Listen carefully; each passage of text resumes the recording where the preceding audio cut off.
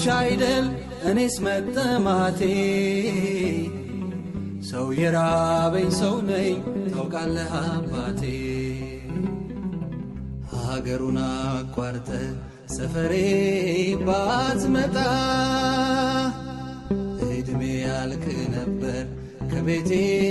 ሳልወጣ ይቅርቤ አስታዋሼ እልሃለሁ ሰው ባጣ ሰው ለሆንከኝ ዘምራለሁ ሰው ሰውን በንግግሩ ያደማ እግዚአብሔር በዝምታ ያክማ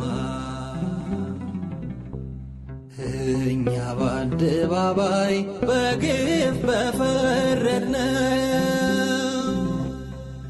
በጓዳ ያከመ ስንቱ ሰው